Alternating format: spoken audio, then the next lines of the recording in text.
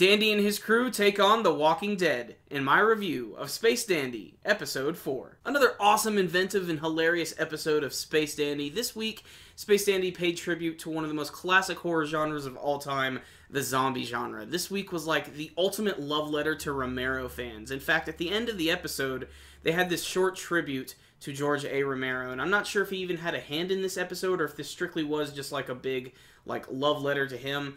But nonetheless, it was really great to see that. This episode was really split into two parts, though. The first part is about how this outbreak happens, and the second part was kind of a surprise. The first part, it starts off with Space Dandy and his crew, and they caught this one alien who has a zombie virus, and he bites Meow, and this is when the chain reaction begins. And it's very funny here, because obviously Space Dandy is just so oblivious to everything. He just says that Meow has a bug constantly until things get so worse that they have to take him to this hospital that is filled with the most ridiculous aliens you've ever seen. This series has some very creative looking aliens in it, and this is where the big setup is going to happen. Meow is going to slowly start biting all of the different aliens within this place, and the zombie virus starts to spread.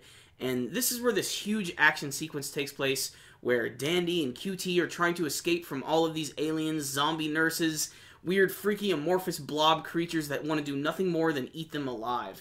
And the scene is really funny because Space Dandy is picking up QT and using him as a battering ram and smacking the aliens in the head just to try to escape, because apparently he's a robot and robots can't catch the zombie virus.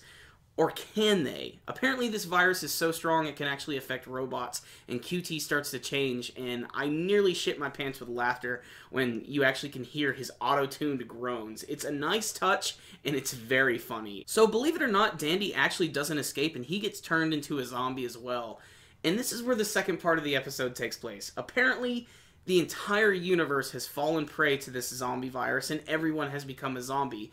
In the second half of the episode, we sort of go through the daily life of what a zombie does. And apparently they start off like real normal. They're just slow moving. They just want to eat flesh. But over time, they lose their craving. And if they actually eat healthy things like yogurt and milk, they'll become strong again. And they'll be able to move a little quicker. And they'll be able to live somewhat semi-normal lives.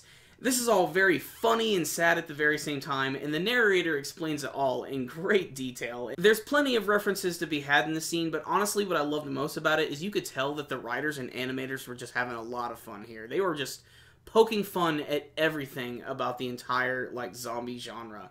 And just, I love how they would occasionally give them subtitles, and it's just funny to see them go through all of their regular scenarios, like getting to see the entire Space Dandy crew as zombies go back to their favorite establishment, Boobies, and try to, frequent it like they always did. But it's funny because now that Space Dandy is a zombie, he's so slow that he isn't fast enough to smack Honey on the ass. And it's sad and hilarious at the same time, especially when the narrator mentions that the entire universe has finally fallen prey to the virus, and even he starts to turn into a zombie at the end, his voice starts to crackle out as he starts to talk like a zombie, which again was a nice touch. And they end that episode with a George A. Romero tribute, which again I thought was really appropriate.